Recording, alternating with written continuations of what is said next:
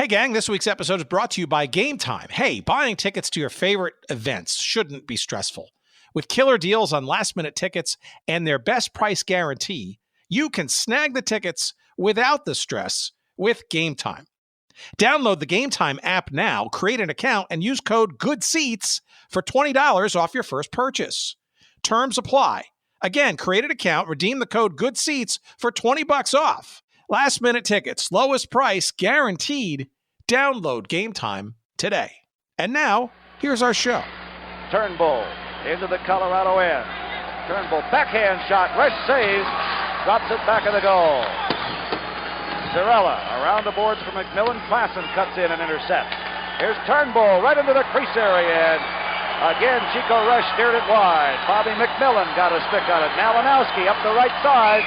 And we had an offside call at the blue line. McMillan already with 4 goals. You can see that glint in his eye as he headed towards the other end with 12 seconds left. Well, also, Joe, I can see the difference that it's made in Merlin Malinowski. Oh, yeah, very aggressive game. game. I have not seen him skate the way he's skating here tonight. And he's been given a couple of gifted wingers. And well, that's kind of catching, though, isn't it, Pete? When you got guys like McMillan and Lever out there hustling, you really can't a winger, do much but keep up with them. Well, you really like your wingers to be able to skate, and you're able to give them the puck. Lever is an outstanding skater. McMillan certainly a great goal scorer and a great skater. This is rejuvenated Merlin Malinowski. They've been on his case here somewhat in Colorado. He's having an outstanding game here tonight for the Rockies.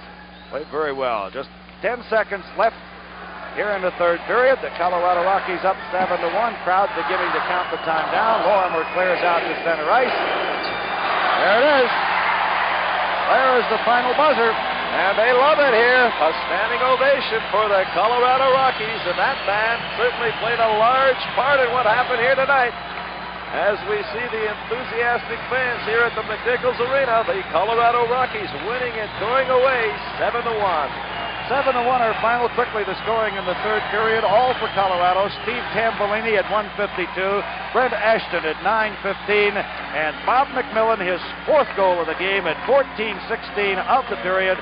And the Colorado Rockies come away with a 7-1 victory over the St. Louis Blues tonight. 10-8 the shots on goal in favor of St. Louis in that third period. Our final score again 7-1, Colorado over St. Louis. We'll be back right after this.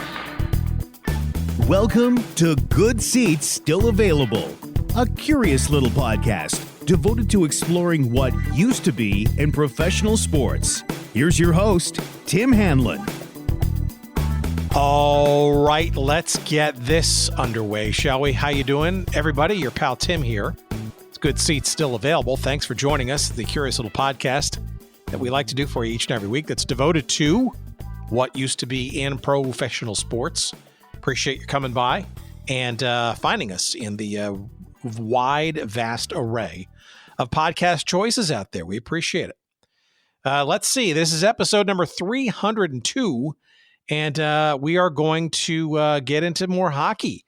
Episode 197, if you remember that from about, more than 2 years ago now, with our pal Terry Fry out in Denver, was sort of our first introduction to the story. Terry, a longtime sports writer, columnist in the Denver/Colorado area in the realm of sports, and his first ever pro gig doing the writing thing was for this team known as the Colorado Rockies. Well, we are ecstatic to revisit the topic this week with our new pal, Greg Enright, who has a brand new book, just came out about 2 weeks ago, the definitive history of this Colorado Rockies 6-year NHL, I guess you can call it an experiment.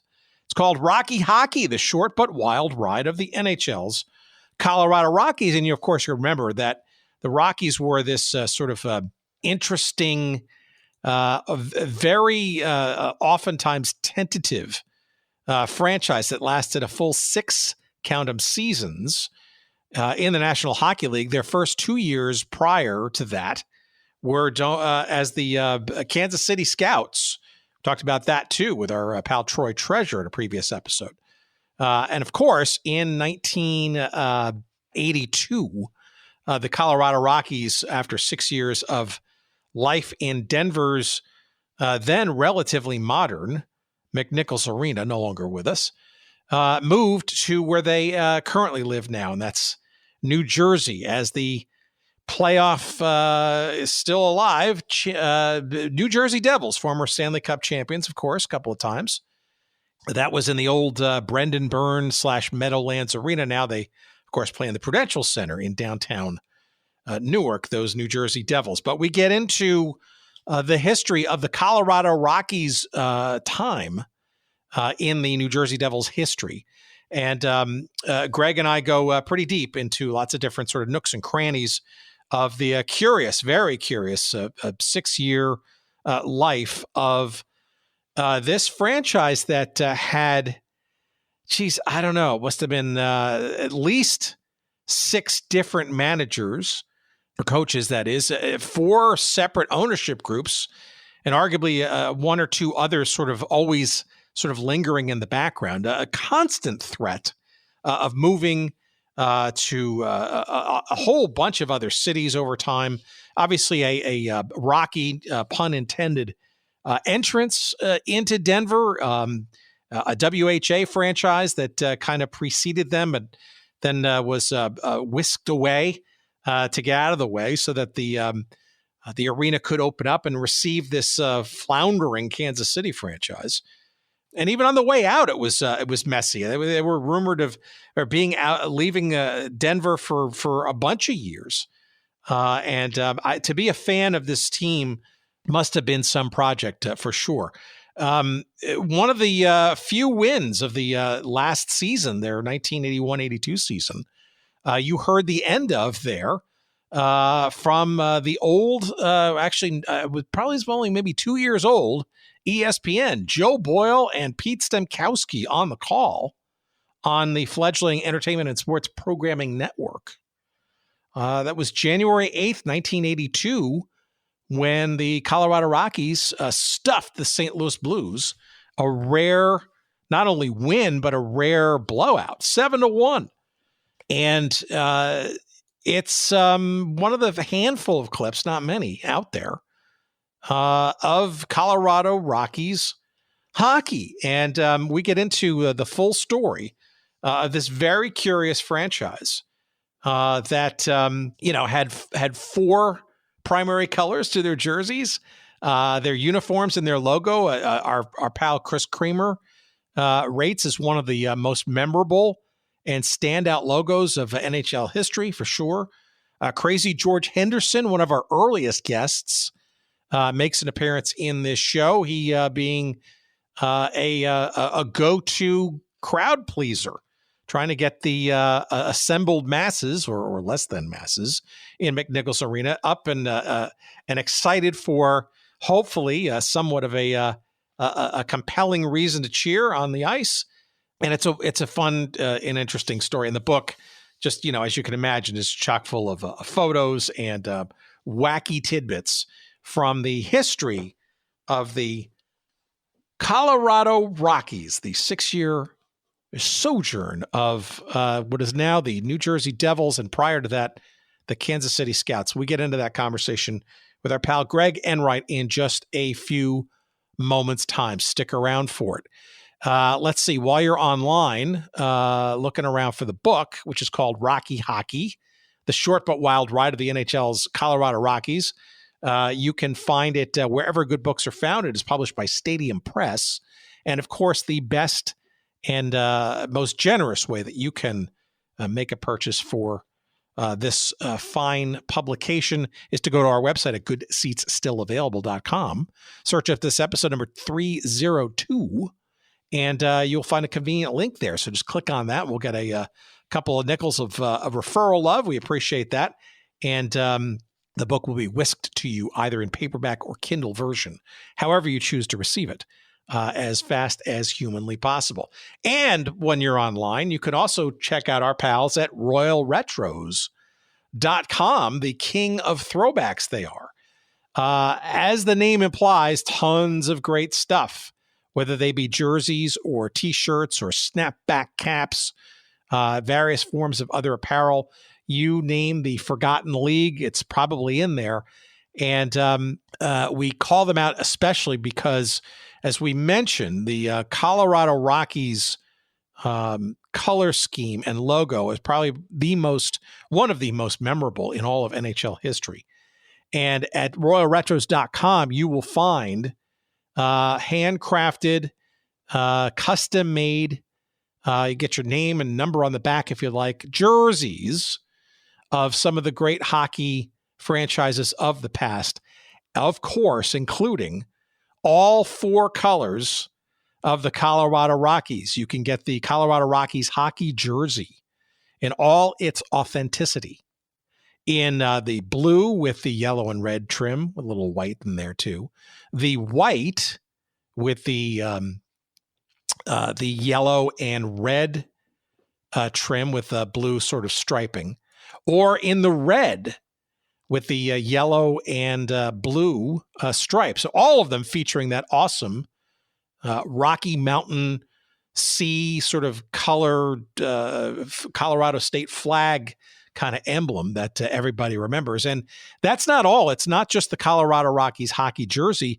You can get, they've got t-shirts there. They've got the Colorado Rockies snapback hat, which is cool. But you can also get other versions of this jersey. There's the Colorado Rockies Cream Collection jersey, where in essence it's sort of an off-white kind of faded look in jersey form. Really, really awesome and cool looking. And also a remix jersey in 3 different colors actually.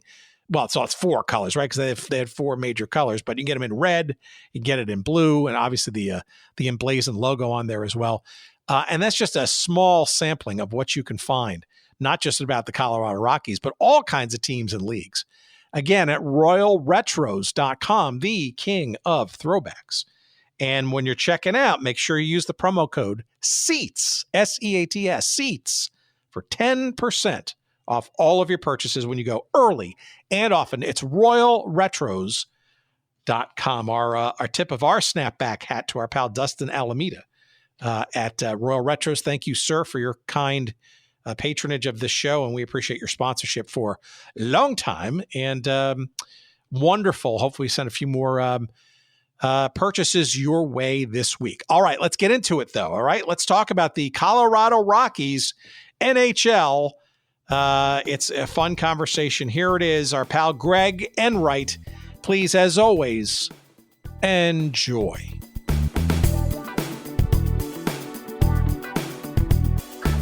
With a lot of these kinds of things, obviously, I'm always curious to know what the background is. So what is your background, both professionally and personally, whether it is or isn't related to this story? Yeah, sure.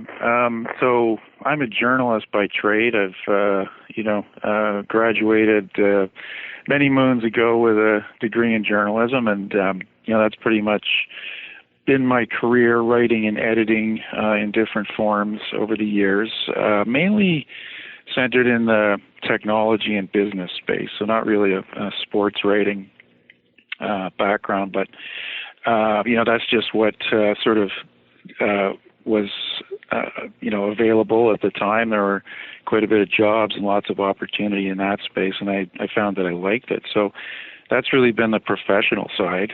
And then on the side, I just continue to pursue my passion, which is hockey history.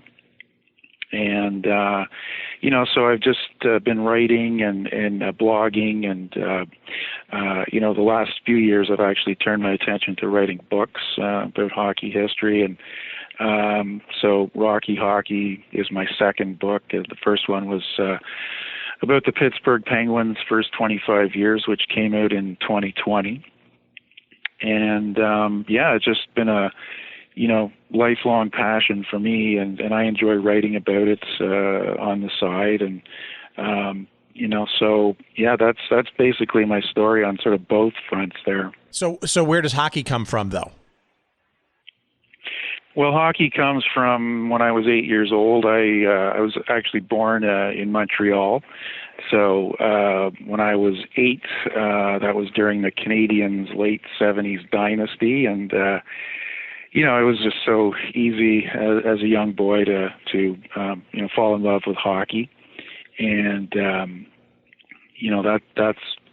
that's where it all started for me.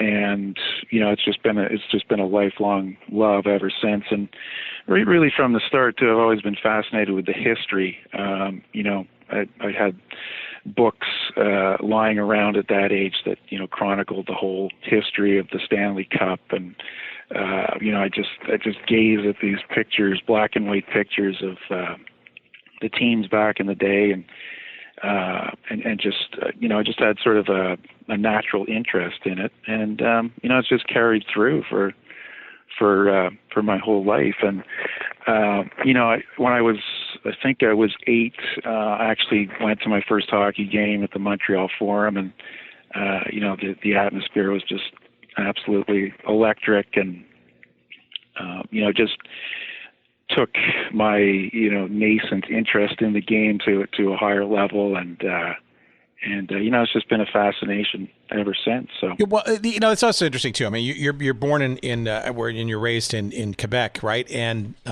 in some respects, obviously that's partially birthright, right? Because that's kind of the way it is. You're an American. You're a Canadian citizen, and even more proudly a member of the province of Quebec, right? But it's interesting that you attach yourself to, and luckily so, right? The cathedral that is the palace, if you will, that Montreal, the Canadiens, are playing in.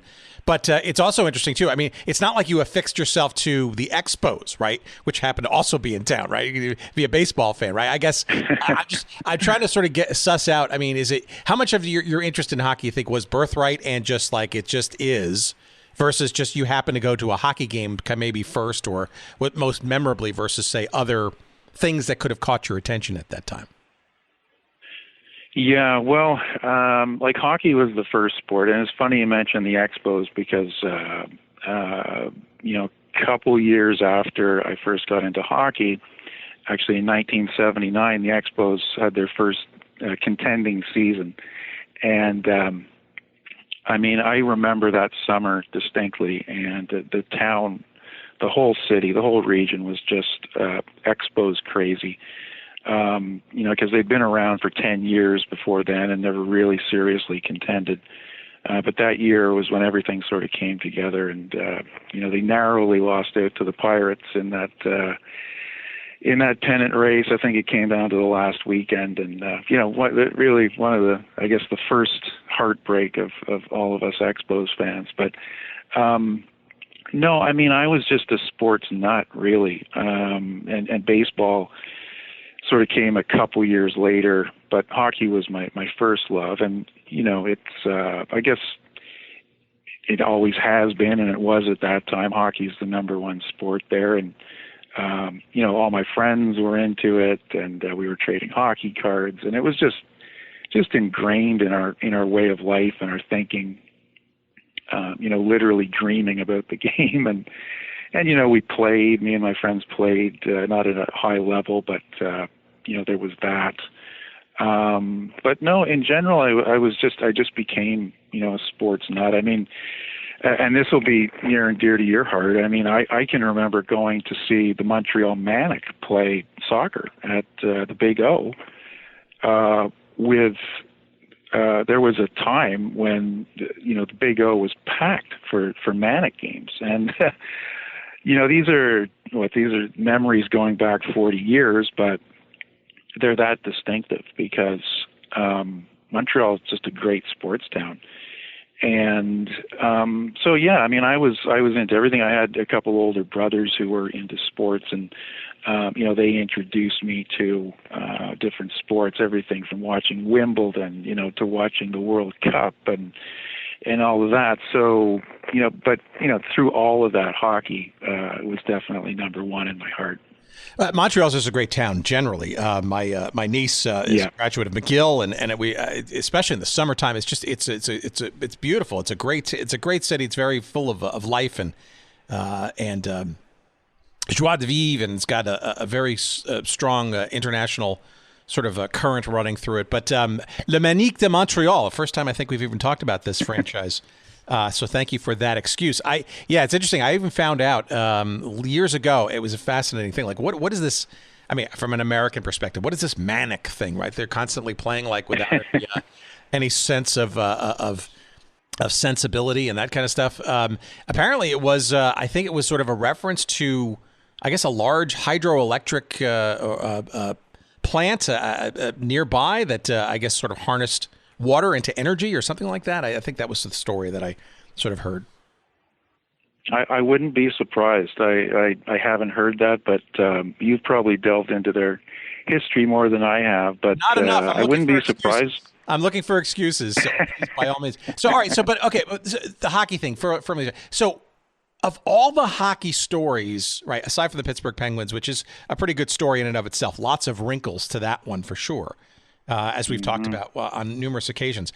Why this particular 6-year little saga, this little niche of, frankly, one of the more forgotten entries in NHL pro history? Yeah, absolutely. Well, part of my, if hockey history is my, main sort of overarching interest, one of the biggest subsets of that for me is my interest in teams that are no longer around or have, moved or, relocated, defunct, all of that. And also, very closely related, I'm interested in sort of bad teams and their stories, because I feel that, and I always have been, I just feel that, there's the stories of the championships and the heroes and all of that is great, and I love reading about that too. But some of the funniest stories come from these teams like the Rockies, like the Seals, like the Barons, just these outlandish stories of, not only the play on the ice, but and the frustrations that the players felt from that, which, looking back on it can, you can look at it sort of with a laugh and a sympathy for the players who had to endure these massive losing and winless streaks and whatnot. But,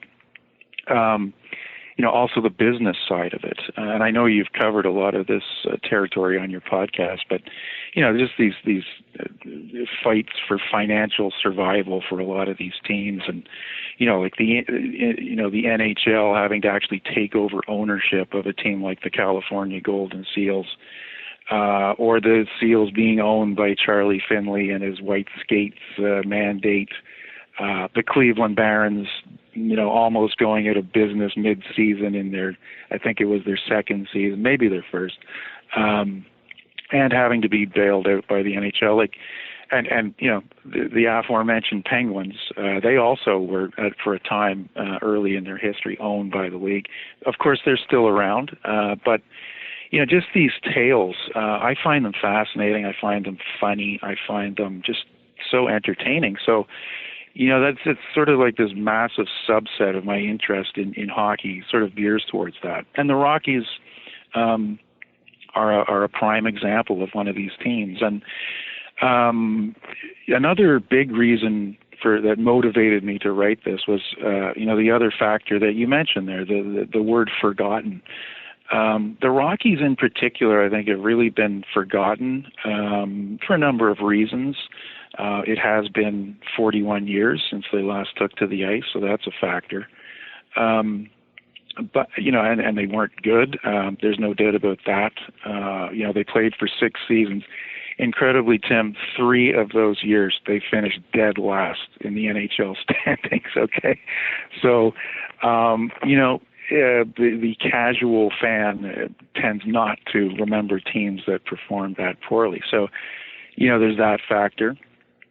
But there's also, of course, the lack of recognition that they've got from the Devils over the years, and also to a certain extent, and the Avalanche, who can be forgiven, I think, to a much larger degree for not doing a lot of Rockies celebration. But actually, I think that the Avalanche have done a decent job of remembering the Rockies and sort of celebrating them.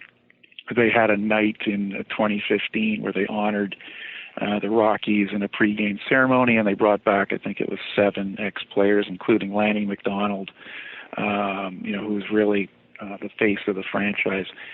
But beyond that, there hasn't been a lot. And the Devils, the Devils have, throughout their history, have just done everything possible to separate themselves from the Rockies. And on one hand, I can sort of understand. I mean, they came to New Jersey in '82. They wanted a fresh start. They wanted to sort of leave that sordid history of the Scouts and Rockies behind them and start anew. To the extent where, even if you look at the media guide today of the Devils, like they don't really recognize anything pre-1982. All the records start in '82. It's pure Devils. They do. I looked at a recent, I think it was 2 years ago, I was looking at their media guide. They do devote one page to the franchise as it existed before Jersey. One page out of, I don't know, these things are massive these days, so let's say about 300 pages. There's nothing in the arena as far as I know. There's no banners hanging. There's no plaque in a rotunda. There's really nothing. And as I say, I can sort of understand it in the early days. They wanted the fresh start. They wanted the clean break. But I think over the years, hey, it's time to sort of recognize your heritage. I think that would be nice. And so, with that whole picture in place, the Rockies have largely been forgotten.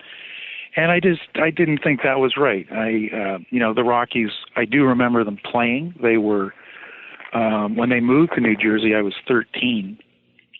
So, the 6 years that they actually existed pretty much coincided with that magical time of childhood when you're just discovering a sport. And, the Rockies were a big part of that picture, even though they weren't competitive.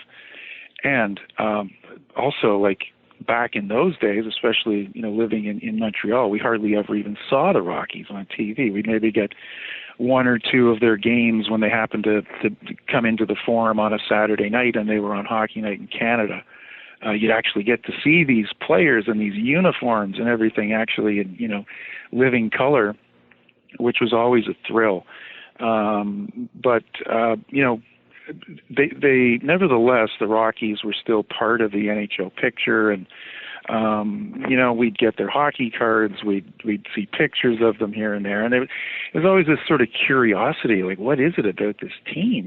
Whenever you look at the standings, they're either in second last or dead last most of the time, and you sort of regarded them as a bit of a joke, but there was still also this fascination with them because, at that age, anything hockey was of interest to me. Yeah, look, I think it's also sports generally. There's always an exotic feel to them, right? You have to remember this is in a media realm where there was, not nearly as many choices as there were, and the ability to kind of see just about anything you want, right? It's like basketball cards with the San Diego Conquistadors, right? Like you knew of them. Right, but you never really saw them. Occasionally, you saw them in the agate section of the newspaper and stuff too. You mentioned to the Avalanche. I think that's interesting. We often get into that sort of like, where do these forgotten teams, shall we say, that are distinctly and statistically part of a current team's lineage, right? Where do those memories and/or reminiscences and/or at least let's call them acknowledgments live, right? And I think the Avalanche, arguably the fact that they incorporate, a Colorado Rockies memory or a logo once in a while, is doubly admirable because they also have to bear the burden of carrying on the lineage of the original Quebec Nordiques, right? Very much so. Right? So the Avalanche are this kind of like weird nexus of hockey in the area. And from a marketing perspective, it's almost... it's kind of a no-brainer, and frankly, it should be a no-brainer because, there are certain there's stuff to be mined, if you will, in that sort of past history and stuff. And the NHL in particular, right? There's not a logo or or pro sports generally, right? That is not marketable and/or monetizable, right? So. And you saw that with the Avalanche's various playoff exploits over the years. You will see more than one Quebec Nordiques uniform in there, and it's sort of almost like the secret code if you don't know the inside story. But at least they embrace both of their oddly related backgrounds, so to speak. So you got to give them props versus, say, a team like the Devils, which ironically has the official history that they could be leveraging. Yeah. Well, that's it. I mean, they are the official owners. I mean, that's the franchise.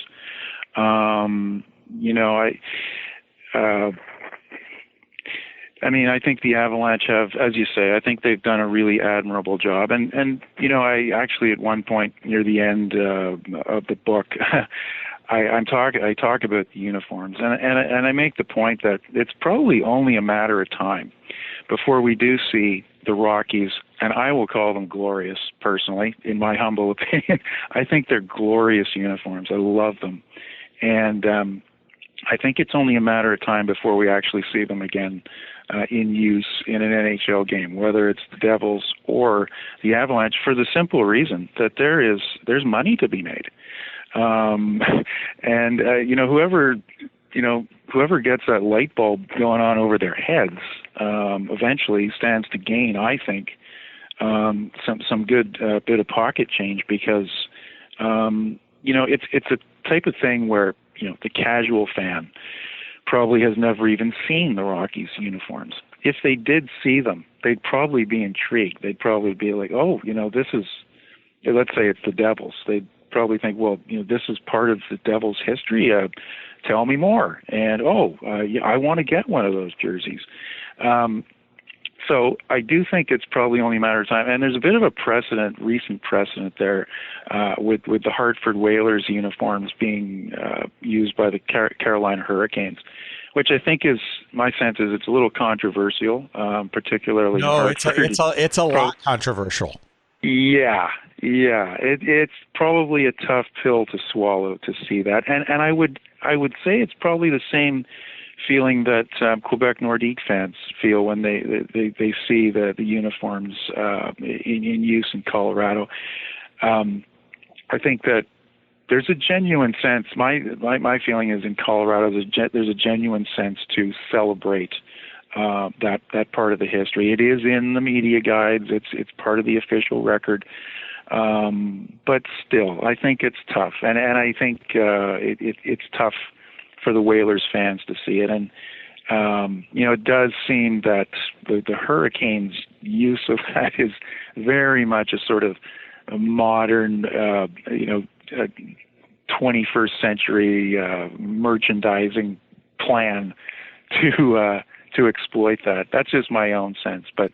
Well, give us a verbal sense of these uniforms, right? We'll certainly have pictures and stuff. We've done it in the past, because this is, if you look at sort of the history, you look at sort of the statistics and the all the information sort of about this team. This is a team that arguably had 4 primary colors to their uniforms, right? Which is like not 2, not 3, which is, and we're not talking alternatives, so to speak, which is like the way people, 3rd and 4th kits and stuff like in soccer. But, to have 4 main colors, maybe you can sort of verbally describe it. And by the way, this is also maybe a quick little promotional tip to our friends at royalretros.com, promo code SEATS for 10% off.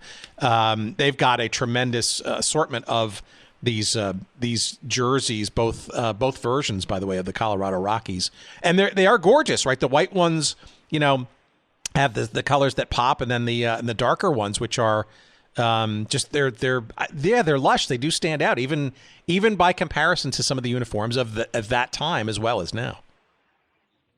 Yeah, absolutely. And an interesting thing about the Rockies jerseys is that they, although they looked different design-wise from their predecessors, the Kansas City Scouts, they retained basically the color scheme, which is, the darker uniforms, the ones they wore on the road, predominantly blue, sort of a dark blue, with red and gold accents, around the waist and the arms, the lettering and the numbers sort of incorporated. And then there's a little bit of white in there as well.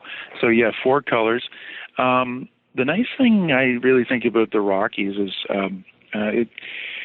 some people might think it's a little gaudy, it's a little loud, and maybe it is. But I think they've used the four colors in the right proportions to create sort of a really vibrant look that you just can't turn away from. It just, even if you look at them on an old hockey card, I mean, they stand out. And I think it was a really, it was a strong point for the franchise, for the team. And they didn't have a lot of strong points, but they definitely got the uniforms right.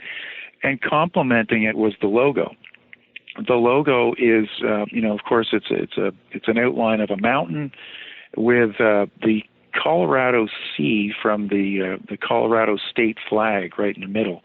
And if you look at the Colorado state flag, it has the exact same colors as the Rockies uniform. So they're really paying homage to the area, to the state. And I thought that's, whether it was intentional or not, and I'm guessing it was back in the day, that's a pretty smart marketing move, because you're bringing in that instant sort of, relation feeling that fans would have with the team, and bit of a state pride factor there. So, but all that aside, the logo is just crisp, it's clean, it's clear what this team is about and what they're representing.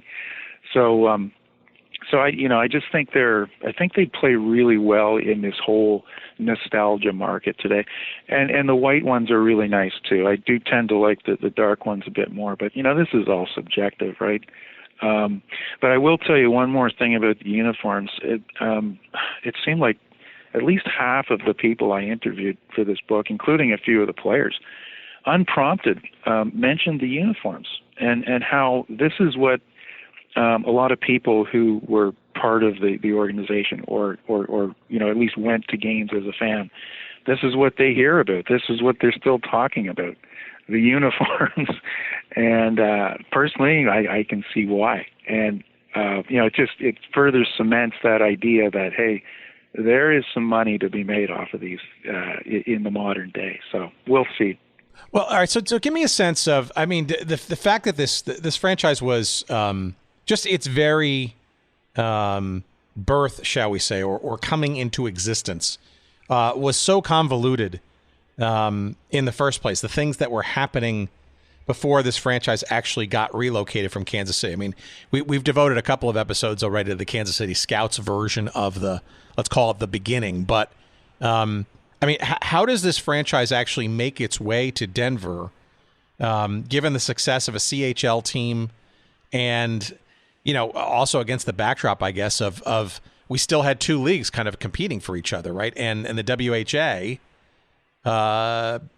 saw Denver as a marketable opportunity too, right? Mm-hmm. Mm-hmm. Well, I guess the starting point is to look at the last days of the Kansas City Scouts, and it was, as you have covered, I mean, it was just an outright disaster on the ice and off the ice. But the pertinent point is really the financial picture of the Scouts. They were owned by a conglomerate of, I think it was 22 different owners, none of whom were, seriously deep-pocketed. And there was just a constant struggle financially to pay the bills and further than that, like sink money in and be prepared to lose money for 2, 3, 5 years, whatever it might have taken to actually establish the team in Kansas City. And it was so bad that the NHL, after 2 short years, realized they'd made a massive mistake, and they wanted out of Kansas City.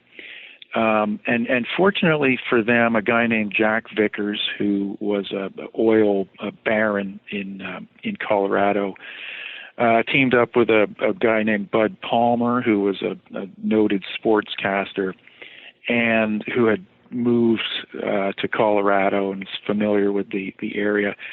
These two guys wanted to get an NHL franchise. Why? I'm not really sure, but they did. And they actually had made a play to buy the California Golden Seals in 1975, which didn't end up panning out. But then, they understood, they got wind of the situation happening in Kansas City, swooped in, agreed to buy the team, and the NHL brass was probably, saying, "Hallelujah, it's yours," And there was actually an attempt by a few of the leading Kansas City ownership group to try to retain ownership of it, and the NHL basically gave them an ultimatum: you either sell to Jack Vickers and company, or we're going to dissolve the franchise and leave you with about a $4 million debt. So, it's sort of like holding the gun to their head there. That's how bad the NHL wanted out of the situation. So Jack Vickers, gets control of the team very late in the summer of 1976. They had about roughly a month to move the team over to Denver. And an interesting note, this team had finished the 1975-76 season by setting a new NHL record for longest winless streak at 27 games. And in fact, that's how I open the book. It starts with a description of that last game, which was played at the Pacific Coliseum in Vancouver, a 5-2 loss to the Canucks, the 27th straight time they had left the ice winless. This was the team that Vickers was buying. And so they have to move the team. They have to, basically clear house. They had to find a new coach, a new GM, try to start marketing this team, all of this. And, to their credit, they pulled it off. They were ready. October 5th, 1976, the Rockies played their first game against Toronto at home, and they actually won. Doug Favell, the goalie, an ex-Maple Leaf, who had a bit of a grudge against the Leafs at that point, for having, I think, been benched and, not seen a lot of playing time the previous season, came in, stood on his head, got the Rockies their first win in their first game, and in the process ended this horrible franchise winless streak. And so that's the story of the transition to Colorado. But part of it's also, though, the fact that there was a brand new arena, right? The McNichols Sports Arena, which is very interesting because that it's an arena that even by today's disposable stadium standards only lasted fully 25 years, but I think its useful life was only like maybe 23 or 24 seasons. But it was coming online roughly at the same time that this Scouts team was having its issues. So I guess it was especially appealing because, in essence, because of the then ABA Nuggets, right, were still there, and the CHL team and the WHA team for a couple of cups of coffee before they decided to abscond to Ottawa to make room for this NHL version of franchise. It doesn't hurt to have a stadium already ready to go, right? No, it was a huge advantage, and probably, I mean, you think if that's not in place, do Vickers and Palmer really make this effort? Probably not, because there were no real other options in Denver. There was an old arena that the Denver Spurs, who existed in various forms. They used to play in the Western Hockey League, I believe, in the late 60s, early 70s. They played out of an old arena there, which was just not up to NHL standards of the day. So you're absolutely right. It was a huge selling point, and it was a great, great thing for this franchise to have in place. The only problem was that they could never really fill it. I think the Rockies had, throughout their 6-year stay, they had, I think it was 7 sellouts. Yeah. Well, so, but it was clear though that this is a market that was perhaps overdue for hockey. I know it existed at a fairly decent level, on the minor league level, but I mean, you look today, like Colorado and winter sports and all that kind of stuff. It just seems so. By 1976 or so, you think that this market would have been fully tapped. Although, looking back at the NHL's expansion life, right? I mean, they really didn't sort of get expansion Jones until the late 60s, right? Which itself was perhaps many years overdue, given all the other sports sort of discovering the West. How were they taken to by the fans, would you say, besides forgetting the state of their their quality of play, if you will, on the ice. Was this a market that was rabidly interested in having an NHL franchise? Because 6 seasons didn't seem like too much. No, I wouldn't say rabid. I think that I think the market was ready. If they had a more competitive team, I think there's a good chance the Rockies might even still be there today. The population, I believe, was like about 1.2 million, and it was growing. It was really transitioning to a very modern city and growing. So the platform was there for success. They did have a couple, things going against them in the market at that time. One was, their arrival just happened to coincide with the Denver Broncos, finally putting their act together and becoming a contender. The first year the Rockies were there, the Broncos had a winning season, I think, for the first time in a very long time.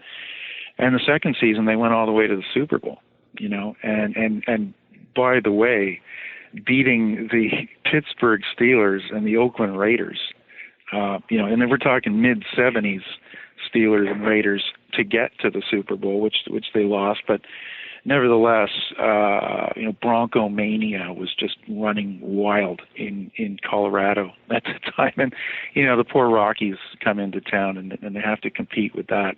And, of course, you mentioned the Nuggets. The Nuggets were a competitor, too. So there was that. But there was also,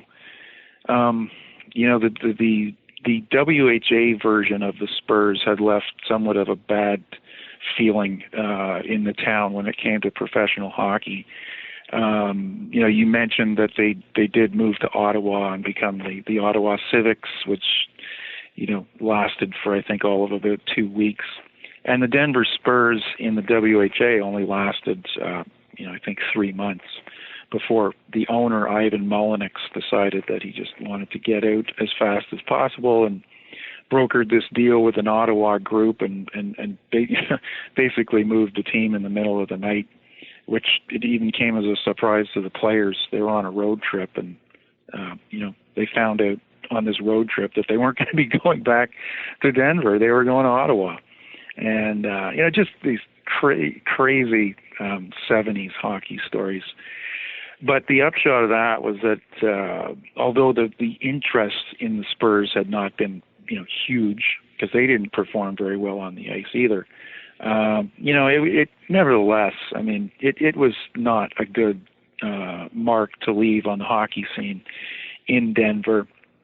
And, so shortly thereafter, the Rockies arrive. And, I wasn't there, I don't know, but the sense I got from my research was that there was maybe a little bit of trepidation, almost like, okay, well, prove to me that you're going to be around in a year. Prove to me that, me putting down money for a season ticket is going to be worth it. Because the last guy, got out of Dodge in the middle of the night kind of thing.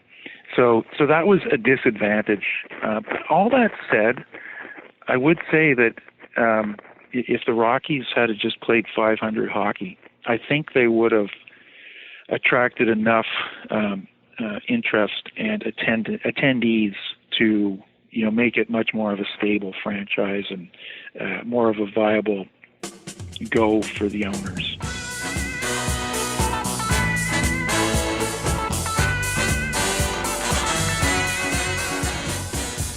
All right, what's this? Game Time? Fantastic. Hey, buying tickets to your favorite events shouldn't be stressful. With killer deals on last-minute tickets and their best price guarantee, you can snag the tickets without the stress with the Game Time app. And I will tell you, the Game Time app has gotten me out of a couple of jams on more than a few occasions. I'll tell you, a couple of weeks back, I travel fairly often for work. I was stuck in New York. I had dinner plans fall through during a business trip. I was leaving the next morning, but had some time on my hands. And what's a sports guy like me to do? Well, scouring around to see if there are any events going on.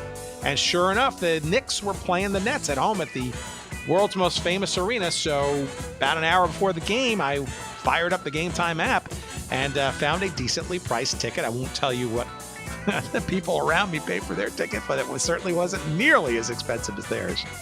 And I got to watch the Knicks in a rare moment of amazingness, kick the snot out of the Nets. But that's Game Time is the place to get your last-minute tickets. They've got a tremendous set of deals, flash deals they call them, and last-minute tickets.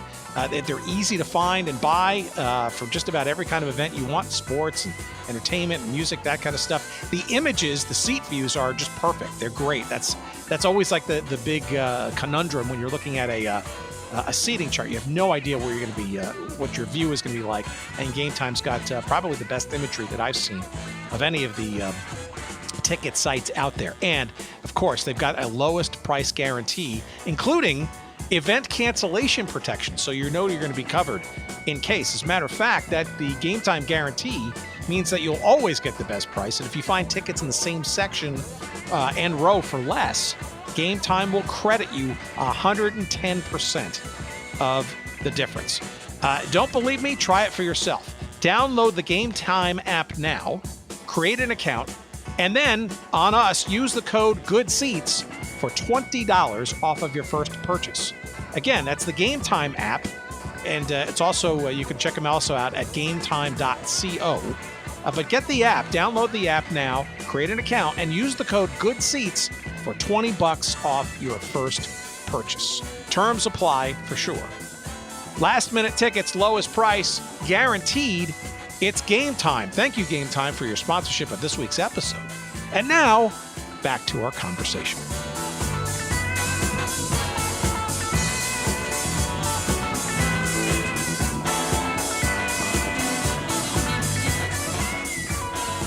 Instability seemed to be a hallmark of this team. I mean, the founding of this team, we'll get to it in a few minutes, the departure of this team, the interim ownerships, plural, of this team. I mean, it's amazing, frankly, that they actually made the playoffs one of these 6 years, barely by 2 points, right? But and when the NHL was a little bit more, shall we say, ridiculous in terms of how many teams made and didn't make the playoffs. But this is we're talking about, like, in the 4 years of its initial, of its only 6, it's 7 coaches, right?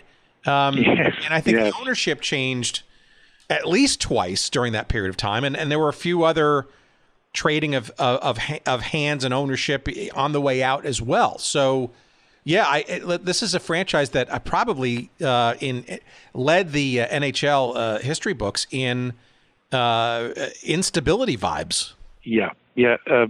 Technically, they had 4 ownership groups. If we want to include John McMullen, who was the guy who bought them after the 6th season had finished and immediately moved them to New Jersey. But there were, the 3 primary ownership groups, and none of them really seemed interested in making that commitment to the market, primarily a financial commitment. I think anybody who bought this team going into it was probably going to have to accept the fact that they were going to lose some money for a few years because the roster was threadbare of talent. There was no depth. The team, was going to be bad for a few years, as many expansion teams were back then. And it's just, none of them seem to fully grasp that and be committed to moving to keeping them there. In fact, hilarious story. The second ownership group, Arthur Imperator, who was from New Jersey, a trucking magnate, and his stepson Armand Pohan were the second ownership group. And when they initially announced that they wanted to buy the Rockies, they made it absolutely clear that their intention was to immediately move the team to the New York, New Jersey area because the Brendan Byrne Arena was officially under construction and slated to open in 1980. So this was 1978 when they bought the team. So within 2 years, this new sparkling arena in Imperator's backyard was scheduled to open. He announced this before he bought the team. He announced this was his intention, and what they were going to do was move the team immediately, have them play out of Madison Square Garden for however many years it would take before the Brendan Byrne Arena was going to be ready, and then move into the Byrne Arena and take up full-time residency in New Jersey. Well, the NHL did not take kindly to this plan, and basically said, if you want to buy this team, you've got to keep them in Colorado at least for a little while and make a go of it. And they realized that was the way they were going to get ownership of the team, and so they agreed to that term. And I think they did really make a good effort, probably the best effort of the three major ownership groups to really make the team a success in Colorado. And they did seem to be committed to it, but there was also, they never totally got away from the idea of moving the team to New Jersey. It was never totally refuted, and it was always sort of existing in the background. I like to think it's like the Brendan Byrne Arena was almost like the Colorado Rockies' Death Star under construction. It was there, half built, looming as a threat for the blowing away of the Rockies, and that's not just for this ownership group. The next one, Peter Gilbert, also was quite intent on moving them into this arena in New Jersey. So there was that whole background, and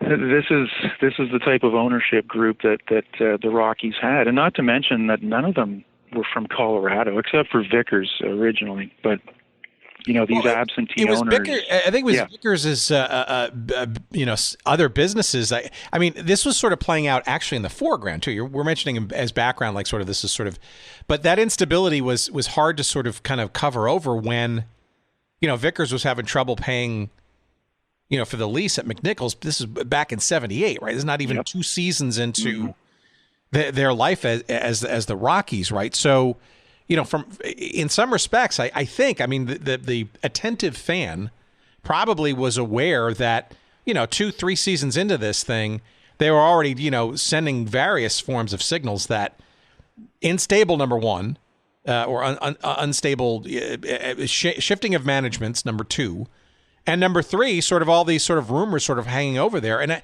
I guess I wonder where the NHL was in all of this, because from all the stuff that I've read in your book and some of the other research that I've done over time, it seems like the NHL, John Ziegler at the time, not necessarily the most, I don't want to say trustworthy, but always, brickbats thrown at him for various reasons, and sometimes rightly so.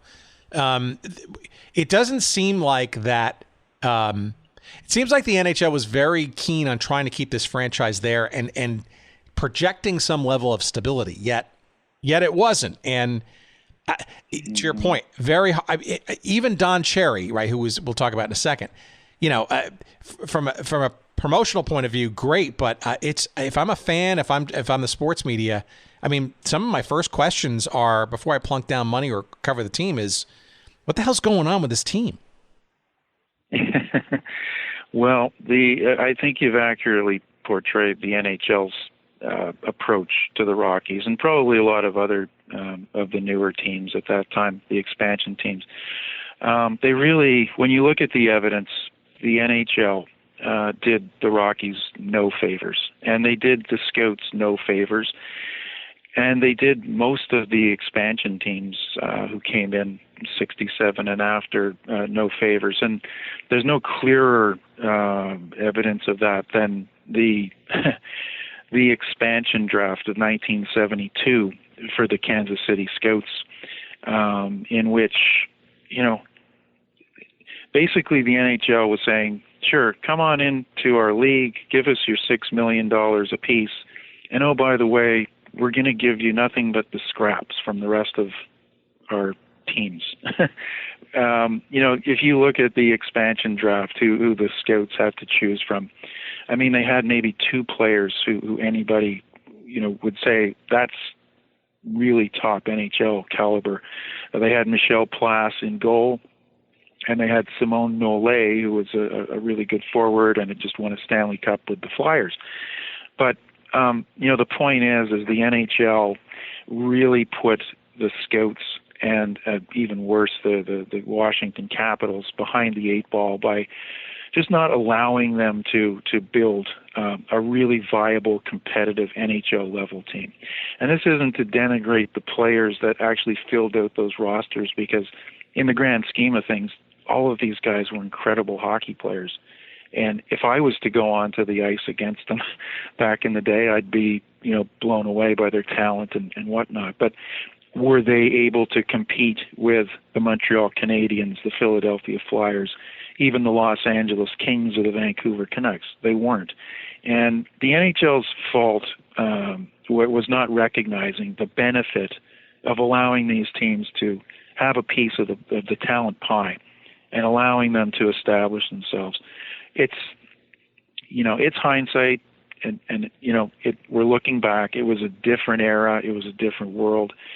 It was very tightly controlled by a small group of leaders, Ziegler, Clarence Campbell, etc. And, they just didn't throw these teams a bone and allow them to have some success. You had the Montreal Canadiens just stocked with talent to the point where their minor league team probably could have, finished near the middle of the pack in the NHL versus expansion teams like the Rockies and the Scouts and the Barons. So to answer your question, that's where the NHL was. The NHL, would say, a lot of times they'd say the right things. We're committed to Colorado or Oakland or whatever, but you look at the evidence, they weren't giving them any helping hands. And look at the disasters that resulted. I mean, the Washington Capitals, their first season, it's a record that still stands. The fewest points in an NHL season. They got 21 points in 80 games. And I've done some research about that team as well. And yeah, you can look at them and they're sort of, held up as like the worst team ever and all of this. But you really got to feel for these players and the management, because they had absolutely nothing to work with, and that's the NHL's fault back then. From your interviews and stuff, any particular people or zany situations that kind of stuck out in these 6 years? We mentioned Don Cherry, which is, he's just a walking conundrum, if you will, and bombastic and personality driven. And he was, he was running the club for a little while on behind the bench. I'm sure he's one of a handful of folks that kind of stuck out in your mind in terms of needing to be remembered for their year or their time, if you will, with the Rockies franchise. Yeah, there were quite a few. Cherry, the thing about Cherry was, his performance during that year, or his tenure, although colorful and in many ways a big advantage for the Rockies, it was not too surprising. Like Don Cherry had established themselves as a very colorful, outspoken figure in hockey during his time coaching the Bruins. So I think we knew what we were getting with Don Cherry. So I don't think most people thought it was going to go up in flames as soon as it did. He was only there for the one season, but he wasn't so much of a surprise. I think some of the more crazier things that come to mind that are maybe a little bit more buried in the history are just some incidents and maybe some other people as well. Like, the Rockies are the only team that had to witness the firing of a goal judge during a game at their home arena.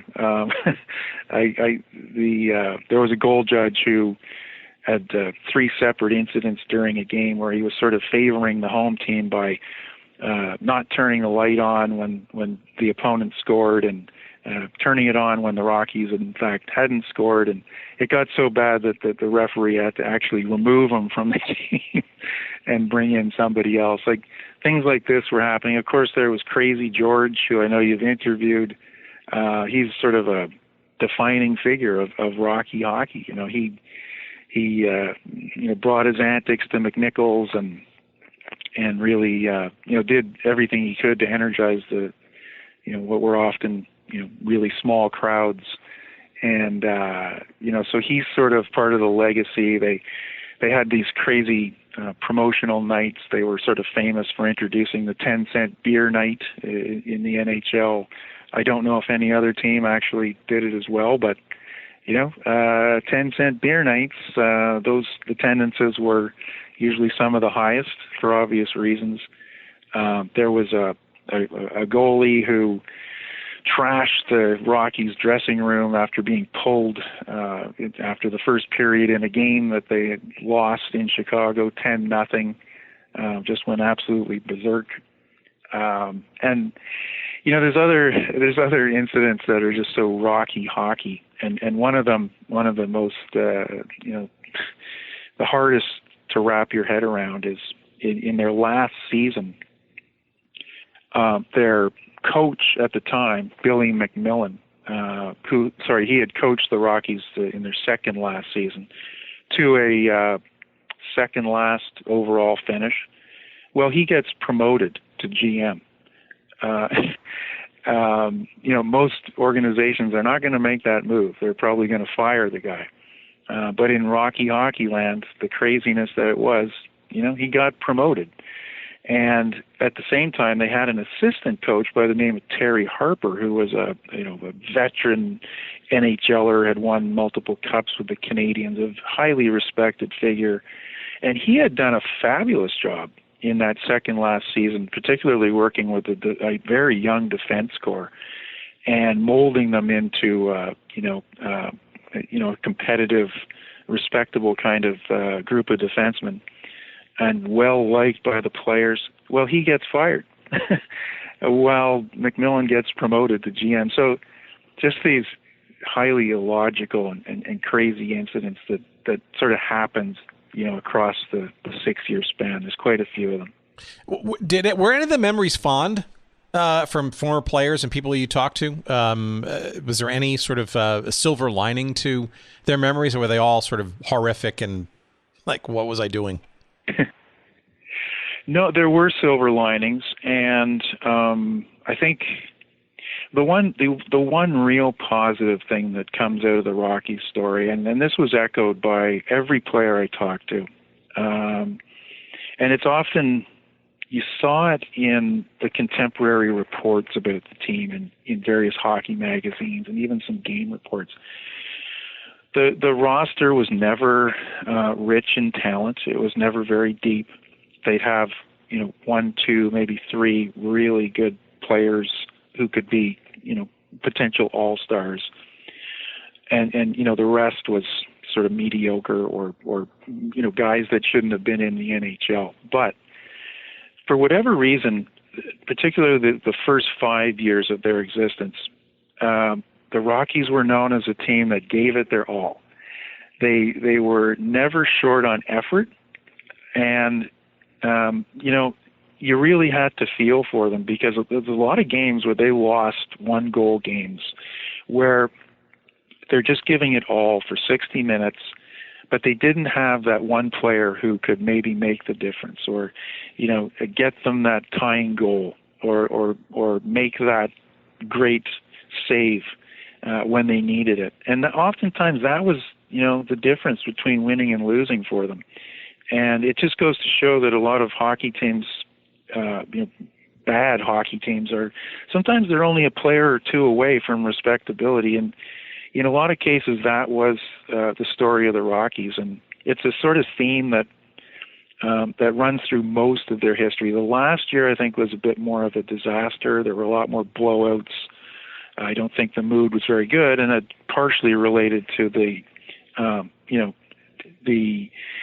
obvious signs that the team was not going to be there the following year, and I think that was pretty demoralizing for a lot of players. But the first 5 years, like the best example of this, Tim, was when they actually made the playoffs in the 77-78 season.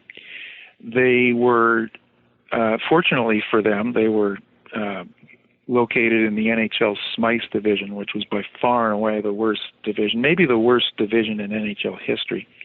And under the playoff system at the time, all they had to do was finish somewhere within the top two. There were 5 teams in the division, and despite the lack of depth and the dearth of talent, they really put together an admirable run down the stretch, where they played somewhere close to 500 hockey, which in the Smythe was phenomenal. And they ended up beating out the Vancouver Canucks for the second place in the Smythe, and that's how they got in. Now, they only had 59 points, which is obviously not a good record, but it was enough to get in the playoffs. And there was a realization throughout the organization at that time that, hey, if we just get in, if we just get one home playoff game, that could be the difference. That could show everybody here in this region, the electricity of the Stanley Cup playoffs, and it might be that spark we need. And the players knew it. The players were under pressure. They knew that potentially the survival of the team in Denver depended on them getting in the playoffs. So, they knew they weren't contending for the Stanley Cup. But it's almost like the level of pressure they probably felt was similar to any team that was heading into the Stanley Cup Finals. There was a lot at stake, and it's really the one shining moment where the Rockies came through. And they did get their one home playoff game. They played back then. It was the first round. It was only a short best 2 out of 3. So they went up against the high-powered Flyers, who were still very much, the Broad Street bully team. They were only 3 years removed from winning their second straight Stanley Cup. So they were a formidable opponent. And the Rockies really played them tough. They took the first game to overtime. And the return game in Denver, they lost 3-1, but reading about it, you realize that they were seriously overmatched, and the Flyers sort of showed them who was boss. But nevertheless, the score was 3-1. They got their home playoff game. It gave them the chance. It gave them the chance to have that spark to carry into the next year. And here's another zany story from that series. In the first game in Philadelphia, televised back to Denver, Vickers, who was still the owner, had an intermission interview, and the Rockies had been playing their guts out, holding the Flyers tight, playing them evenly. You would think that maybe he would comment on that, but no, he mainly used the interview as a platform to rail against the conditions of the lease at McNichols Arena, which were, huge disadvantage for him, and rightly so. They weren't great. There were problems with the lease, but really, that's not the time you really want to start bringing that up. And to the point where the interview, left the feeling that, if the lease was not reworked, there was no guarantee that the Rockies were going to be back, no matter what they did in the playoffs. So, just these crazy stories. Can you imagine that happening today? In this tightly controlled, PR, controlled environment that the NHL is today. It's so wacky. Well, especially since the team was still, if you will, fledgling. It was only a couple of years in the Denver market. They were they made the apex, even though they only won 19 games that season, and made the playoffs. So you think you would make better use of that playoff platform to kind of bolster sort of the. But with all due respect, it seems like that's just a feature, not a bug, of this 6-year existence of this franchise at the time. And I don't want to say, I mean, look, it was gnarly at the beginning in terms of how they came into being as the Colorado Rockies in Denver.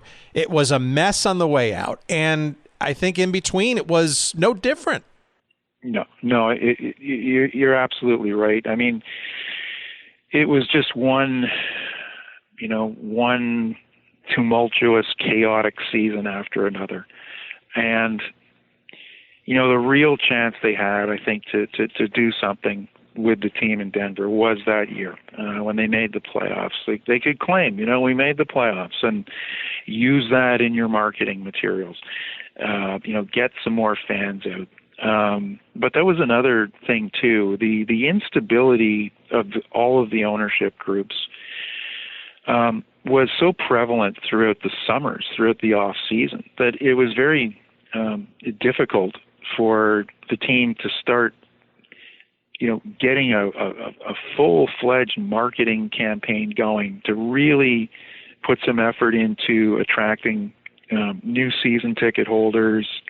The way a lot of more established and stable franchises do. They just, even back then, the marketing was part of the process. You started up at, in May or whenever it was, and you continue and you do what, you do things properly.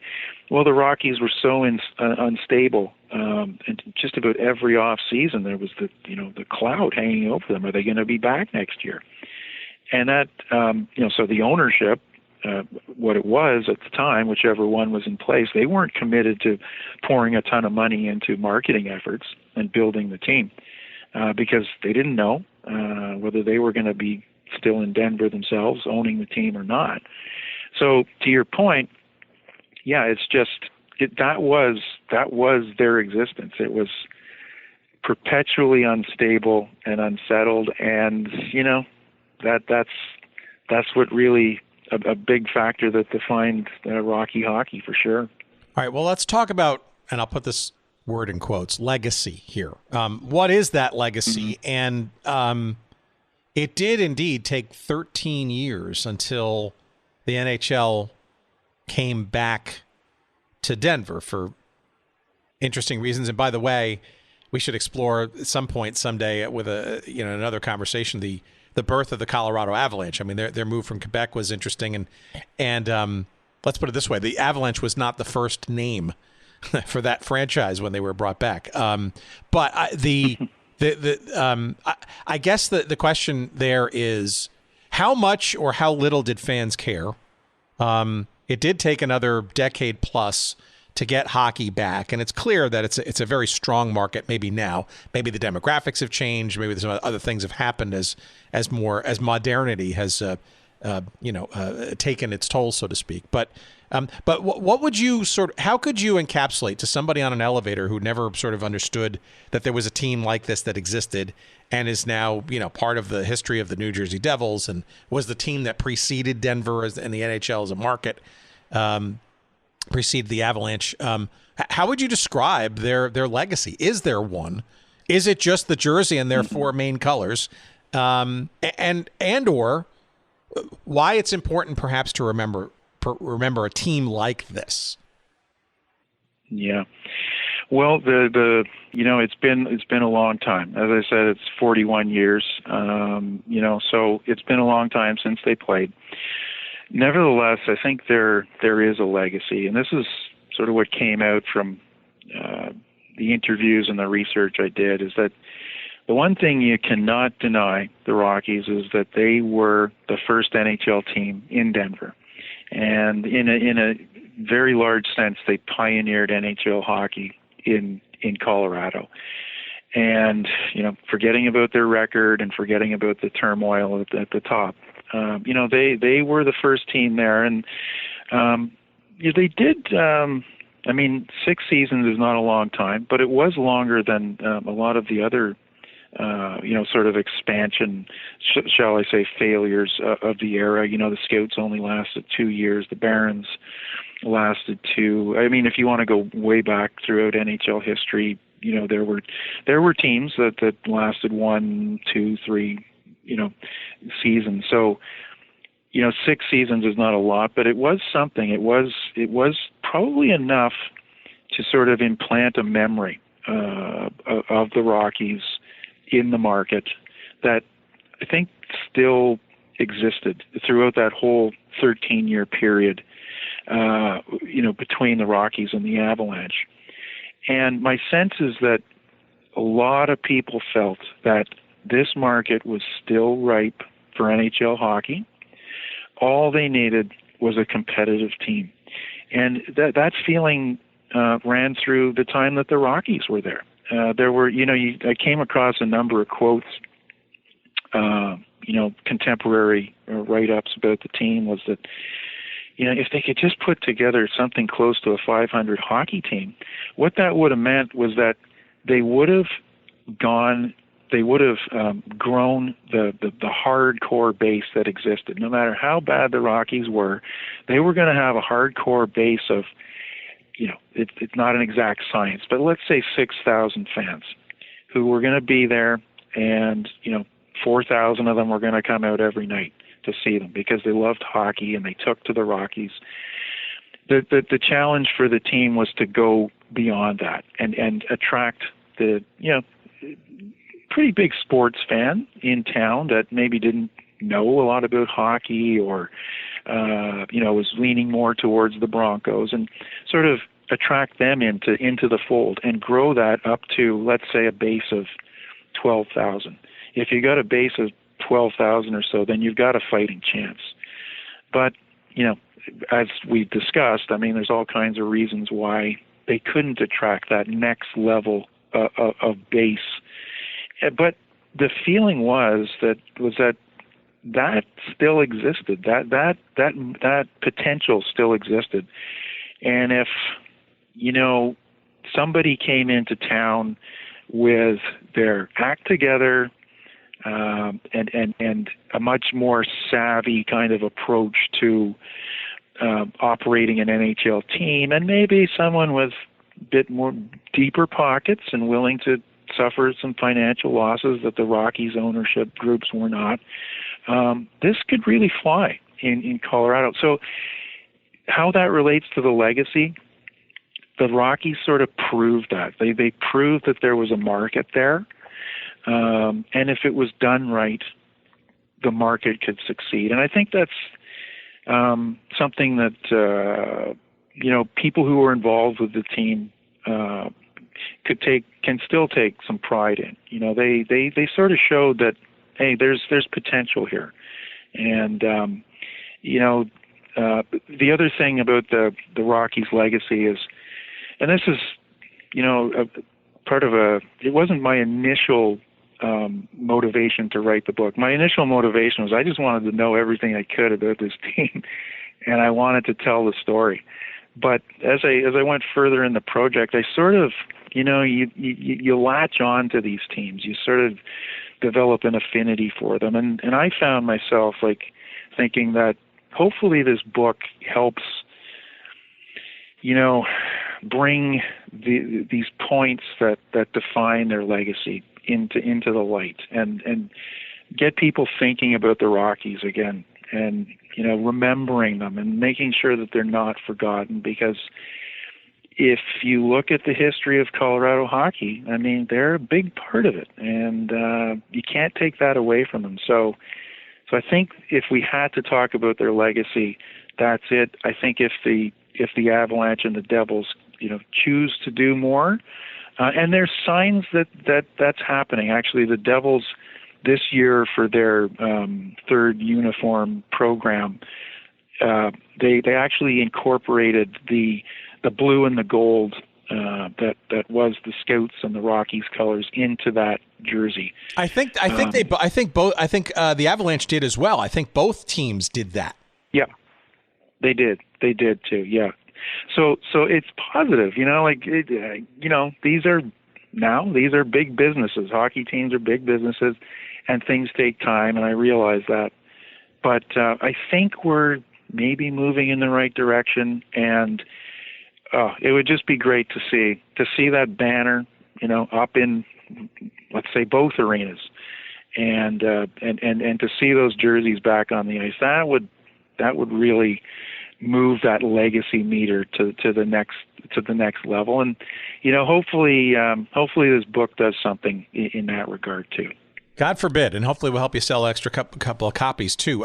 One last thing I'll sort of throw out there too. It's also interesting, we live in a day and age where literally everything is kind of at our fingertips, and what I find fascinating, and with all due respect, actually continues to be the fuel behind like why we have been doing this for 7 years and probably will do it for another 17, because we're always make more. There's always more either discoveries of the old or attempts to do the new and further defunctness to come. And don't get me started on the various leagues and, the fifth pickleball league and all that kind of stuff that will provide that fodder. But, in the age where YouTube is just it's the gift that keeps on giving. It's really interesting to sort of see how people can much more easily discover what used to be, especially if it was on radio back in the day or on television back in the day, and somebody has the wherewithal to find it at a garage sale and or digitize it and upload it. And I don't think there's a whole lot of Colorado Rockies footage out there, original NHL Colorado Rockies footage out there, but you just know that it's sitting there somewhere, and there will be more that will be digitized and revealed over time. The more persistent and available, I guess, those tidbits of history, I think that increases the chances that people will want to discover and go down the further rabbit holes. A book like this, as well as a tome that people have to kind of absorb if they want to understand like what was going on in the 70s in Denver, and what was sports, and what was McNichols, and what was this hockey team, and then the lineage of all that stuff. To me, those are just stories that are just kind of latent and ready to be kind of rediscovered and maybe even reconstituted and maybe even fodder for a streaming series or something like that. I mean, there's so much gold there to mine, and we only just scratched the surface of like what some of the wackiness of that could have been, right? So I don't know. It's heartening. I have mixed feelings when I see these retro jerseys and stuff.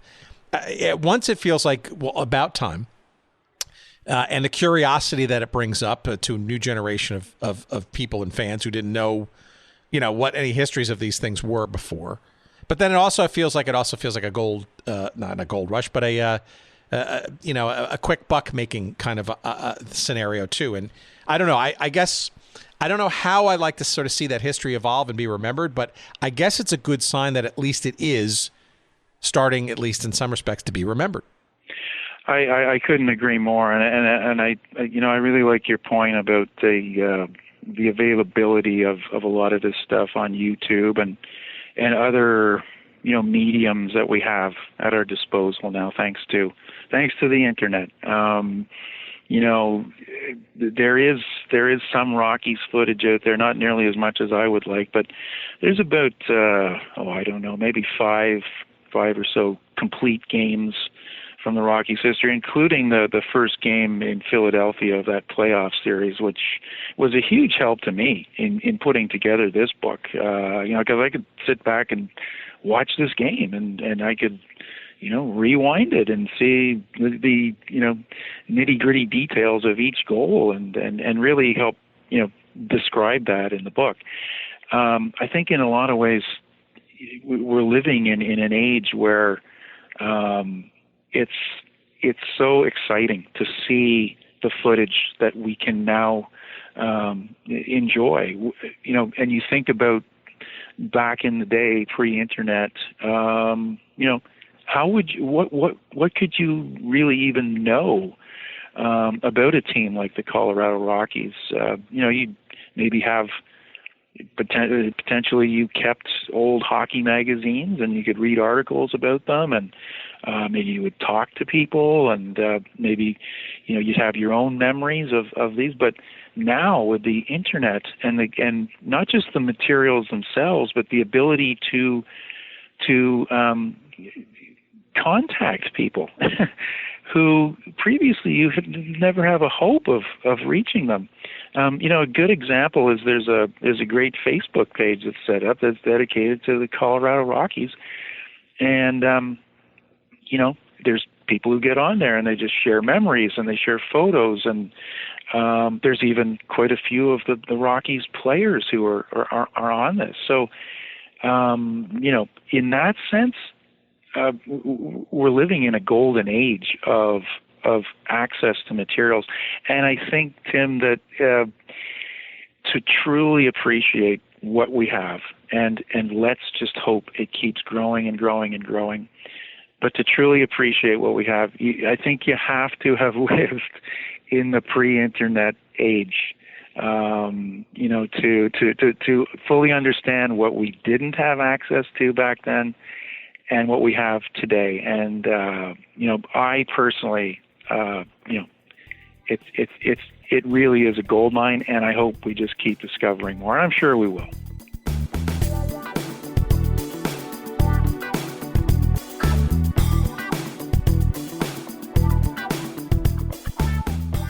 Many thanks to Greg. Get the book, and get it now, get it often. It's called Rocky Hockey, the short but wild ride of the NHL's Colorado Rockies. What we've been talking about for the last hour and change, for God's sakes. It is published by Stadium Press and now available wherever you find good books. And of course, if you go to our website at goodseatsstillavailable.com, search up this episode number 302 with Greg Enright, and you will find a convenient link to said Rocky Hockey book. And we'll get a couple of nickels of referral love. We appreciate you doing that. And while you're there at goodseatsstillavailable.com, why don't you tool around and check out all of our other episodes, over 300 now of them. And it's a great sampler platter for you to hopefully then further subscribe to us or follow us, do whatever you do in podcast land, and make sure that you get every single stinking episode that we put out there. We're available wherever you can find podcasts, for God's sakes. While you're online, or actually on your mobile device, you can follow Greg Enright two different places. One is at NHL News Archive. And there's also another Twitter handle devoted specifically to the topic at hand this week, at Col, C-O-L, Rockies. At Col Rockies. Those are both places you can follow the great Greg Enright about his sojourn in hockey history, as well as the Colorado Rockies. Specifically, while you're on Twitter, why don't you check us out too? Follow us. Give us a follow. We're at Good Seats Still. You can also find us on the Instagram, at Good Seats Still Available, and yes, a little page devoted to us on Facebook as well. Would you like to send us some email? Okay, how about it? Send it to hello@goodseatsstillavailable.com. What else? You can, like I said, go to our website, find out all kinds of other good stuff. Make a suggestion. Subscribe to our little newsletter that we will at some point reboot in the weeks ahead. And what else? Jerry Payne, you know who you are. And now our fans do too. Well, we've shouted you out every single week, every single episode. So if the fans don't know who you are by now, well, they just haven't been paying attention. It is Jerry Payne, Audio Excellence. Once again, a tremendous service to humanity, achieved once again this week. Our thanks to not only Jerry, but to you for listening. And until next week, you take care of yourselves, will you? See ya, and happy playoffs. Bye.